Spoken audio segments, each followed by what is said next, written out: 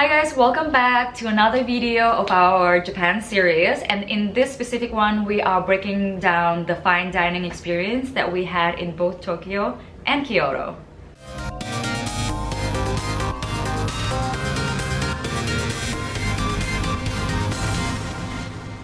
One of the favorite experiences that we've had was going to this place called Kushi Flori that was highly recommended to me by one of my local Japanese friends. This restaurant is a collaboration between two famous chefs in Japan.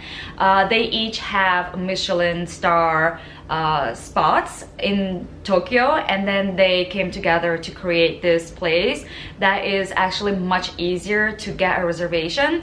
We weren't able to get the other spots, but I didn't feel too bad about this because this spot specifically was a fusion, because one of them is like specifically Japanese cuisine chef, and the other one is I think French cuisine.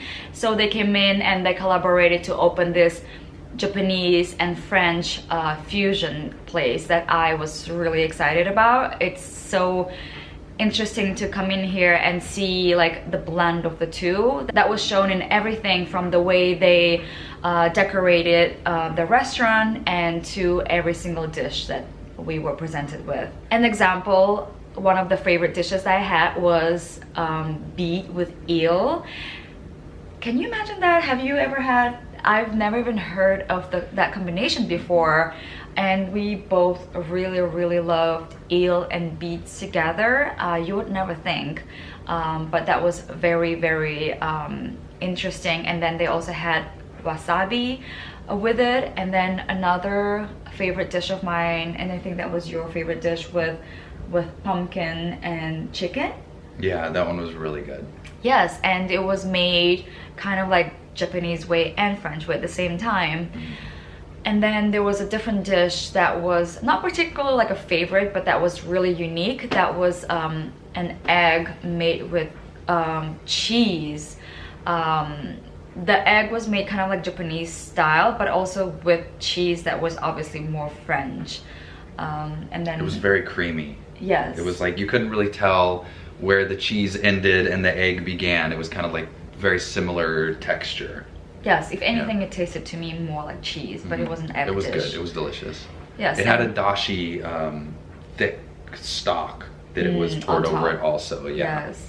And then there were some other dishes that were like very like pretty much Japanese, like the rice that we were served and some soups, and then yeah, it was and then some of the soup that we had to break through. Remember, yeah, it was soup like, that had like puff pastry on the top of it. It was just a very it was unique. It was a wonderful experience, and we're pretty positive that this restaurant at some point is going to end up with a Michelin star. Not sure when you're watching right now, maybe at this point they would already, but when we were there it was still pretty new, and they were definitely working very hard to get a star or two, and they were definitely there was a lot of potential. Yeah, the food was delicious and unique, and then the service was also very like just top tier service. We felt very welcome, and when we were done eating, it's like we get up to walk out and someone hands us our coat, and then the hostess is walking us out of the restaurant, and then one of the waiters is one of the chefs is holding the door, and then we get out of the door, and then one of the other chefs is holding the elevator for us. So it was like from just sitting down and eating, and like all the service was incredible all the way to us leaving outside of the building. Yeah, there were all the people that were involved like basically like said goodbye to us, like, and went out of the restaurant too, not just like from the chicken. We had a whole escort. They rolled out the red carpet for us to leave. Yes. One of the last meals that we had in Tokyo was at a restaurant called Sudachi, and I booked this as like kind of a special anniversary dinner for Anne and I, because our anniversary was a couple weeks prior, and we were going to celebrate while in Tokyo. So I found this place, and it was a pretty high-end multi-course meal, and I had like surprise with flowers, and it was just they were super kind, and I think that I'm gonna go ahead and say that at this place I had my favorite dish out of the whole time that we were in Tokyo and Kyoto, and I think that Anne might second this. Is there was a dish that was Wagyu beef cheese and bamboo, and there was this green, like, it was almost like a pesto sauce that was on it, and it was just absolutely delicious. The Wagyu beef was so soft that it had the same consistency as the cheese. You could just like basically chew it with just your tongue. Yes, that was a very unique blend. I've definitely never tasted anything like that, where it's like bamboo with Wagyu beef and cheese. That was like Japanese and not so Japanese, like cheese, you know. And yeah, and then their dessert, that was their signature dish. So everything else changes. So when you go back there, you might not find this bamboo dish that we're describing, but the dessert was incredible. It was a white coffee pudding, and it was absolutely incredible. It tasted so good, and every dish still was absolutely incredible. And you sit at the bar, pretty much at all of these restaurants, we sat at the bar, and you see the chefs working on every single dish, and it's just like literally a piece of art that actually tastes good too. And we felt really taken care of, and every dish was really delicious. Yeah. And yeah. And I like this one specifically because we had there was multiple chefs that were cooking in the behind the bar and in the kitchen, and we had one person that was dedicated to us for the entire time that we were there. So that was a really nice experience. So we get to eat our meal and, you know, talk and connect with this person throughout the meal. But also be prepared to spend quite a bit of time in any of these fine dining restaurants that we're talking about. So for example, the Kushi Flori, the previous one, we spent 3 hours there. So make sure your afternoon or your evening is clear. And then Sudachi was probably the quickest. I think we were there for a couple of hours. Probably about 2 hours, I think. Yeah. And these are like multi-course. We're talking, you know, like anywhere from like 8 to 15 courses these meals are. So, you know, it does take a while to get through the entire menu.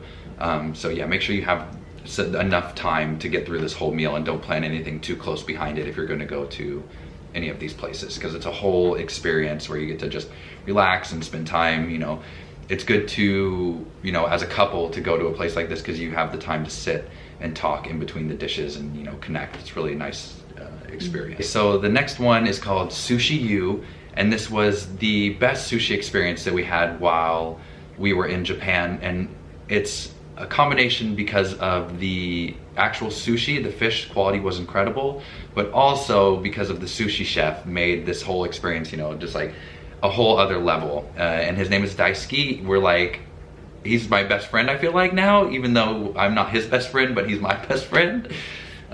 He's just a funny, you know, cool guy. It was just it was fun to just have banter, and you know, and the people we were next to at the bar also, we got to talk with them. It was really an intimate setting. This was another restaurant that was recommended to us by my local Japanese friend, and we would have never probably found this place because it's tucked in a residential area. There's no way you could find it. Like, even if you were walking right down the street, you would never know that it's a restaurant. Yes, and also mind you, Kushi Flori was also like in the basement of like some building that you would have. It's not like, none of these restaurants were ones that you pass by and it's flashy and you're like, oh wow, this must be a great restaurant. Yeah, same thing with Sudachi.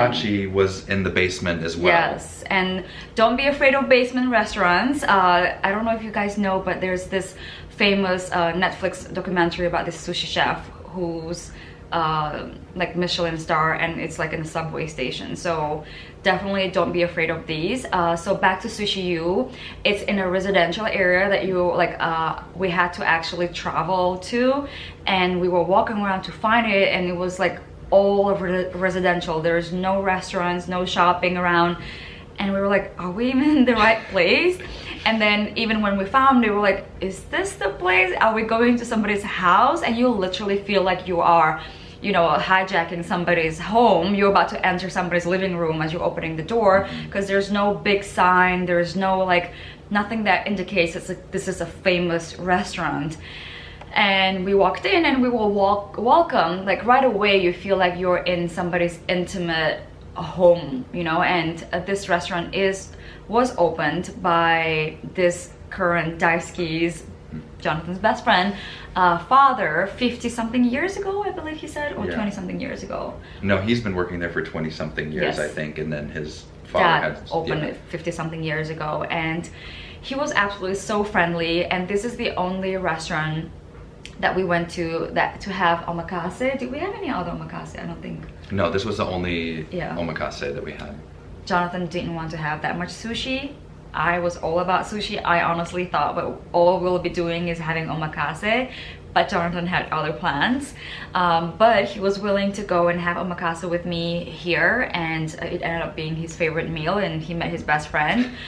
Yeah, so we walked in, and we've had omakase before, but here there were no like fish, you know, fridge, a little it's very in between. Yeah, it's very typical to have that, you know, glass section with all the fish inside of it. Here the chef is literally right in front of you, and there was a time slot, so you could book a 6:30 p.m. or 8:30 p.m. So everybody starts at the same time. There is no like different time reservations. So everybody starts at the same time, and everybody served the same fish. Like, I think the room had about like maybe 10-15 people max, and the main chef is there. Everybody else is just there, his assistant chef, I'm guessing, and he's just interacting with every single guest, laughing, drinking with us, and it was just a very lovely and intimate experience. And he served us every fish. I'm not sure if you're not familiar with omakase, is that you're served a piece of fish, a piece of sushi, one at a time. It's not like one platter or every different dishes. It's just literally like one serving at a time, one serving of sushi each piece, and there's no soy sauce. It's already he coats it with soy sauce. You don't have to dip it in anything. Whatever needs to be on there is just how it is. Yes. Yeah, and this was unique too because he explained as we're starting to sit down, he's like, you know, this is in Japan or in Tokyo, I don't remember what he said specifically. He said you don't need to use chopsticks. You just, you know, pick up the fish with your hand and eat it that way. Yes, and the rice was definitely different than any omakase I've tried back in the US. The rice was kind of like warmer than I ever expected, and kind of like more separate. Even though we love omakase here too, and we go to pretty good authentic places, but it was still very different than it was in this specific Sushi Yu restaurant especially. And yeah, and he served us plum wine at the end that was made by his mom, like what, 17 years ago? And then, it was in 2017. Yeah, from 2017. Yeah. And then his mom made us the green tea mousse, or was it matcha mousse? Green tea mousse. It was, yeah, green tea matcha mousse. Yeah, and matcha mousse.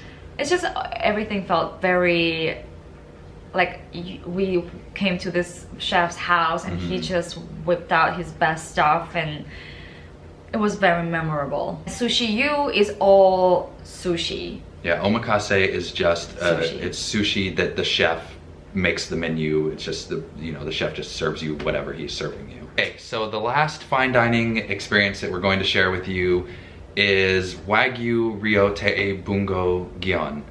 And this was all Wagyu beef dishes. And what was unique about this experience is it was in a traditional style Japanese house. Another one of the restaurants, you know, walking down the street and it looks like you're just walking into someone's, you know, normal house. And we had a private room with the traditional sliding doors and the tatami mats on the floor. And it was just Anne and I in this room. There's a little grill on the table, and we had the waiter combo chef coming in, and he was cooking the beef directly on the grill in front of us, and then creating the plates right there to serve us. So we had another experience where we get to talk and interact with the chef, and then we have this very high quality Wagyu different cuts served to us. We found this place online, and I saw all the Wagyu, and I'm like, okay, this will, you know, this place looks incredible. They have really great reviews. This will satisfy that, you know, that meat need that I was having. And, you know, it did not disappoint at all. Every cut of Wagyu that we had, you know, tongue, we had actual sirloin. It was just, everything was just delicious. We had rib. And then it also, you know, it wasn't just meat. We had some salad and some mushroom soup. Yeah, all the ways you can make beef. Yeah. In 15 courses.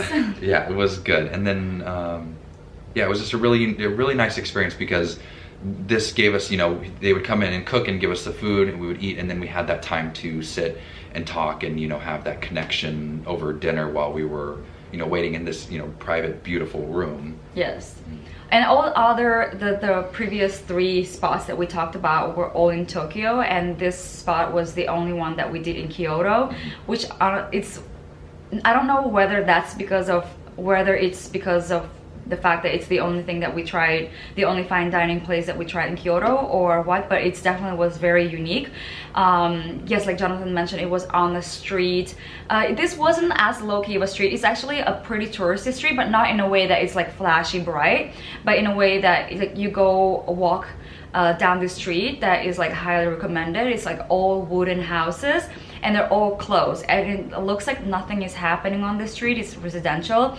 But this street is famous for like really high-end fine dining and geisha houses, and so if you like, we passed by one of them and we heard like definitely geisha performing there, but we're like, can we go in? It was just like, it sounded just like a bunch of music and yes. people, you know, clamoring about inside. They were not like necessarily open to public, but that one said members only, specifically yes. outside. And even the restaurant that we went into, it only like reservations only. So yeah, we walked all in. of these places are reservation only, all of these fine dining places. Yeah, so when you walk down the street and you don't have any plans, it doesn't look like anything, but it's beautiful to walk down anyways with this whole wooden style houses that are like ancient style. And yes, and you walk in, our reservation, we had a private room, and that was really, really lovely. And yeah, the whole time we got to talk and enjoy every single dish. And spot is when we started drinking sake. We usually neither of us drinks, but this night we were like really in the mood to have sake, and we had my favorite sake I've ever had. It was Dasai, I think, right? But then we found out there were so many different numbers, because when we went to other restaurants after and we had Dasai, and there were nothing quite this specific one. And I remember on the menu it just said Dasai, it didn't have any numbers. So if you go to this spot and there's Dasai sake, try it. It has this, it wasn't like a sweet sake, it was not dry either. It just had a hint of lychee. So any other sakes we tried later to try this type, like to hopefully get the same sake, they were all too sweet, and this one is the only one that was perfect amount of hint of lychee that was just made it so special. Yeah, that was the whole experience was very pleasant. Yeah, and we had some dishes came in already pre-made, and then some dishes there was this young gentleman come in and like make the dish for us in front of us, and we had to really just savor like really tender, soft Wagyu, all parts, and it was really, really special. Thank you for organizing this. You're welcome. Okay, so that is our fine dining experience in Tokyo and Kyoto. Hopefully you guys enjoyed it. I highly recommend trying all 4 of these places if you get the opportunity. They were exquisite and delicious, so hope you enjoyed. All right, bye. Bye, see you next time.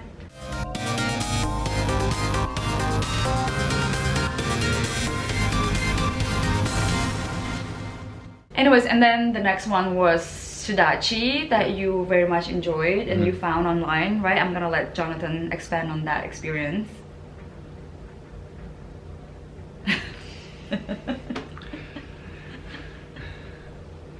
So I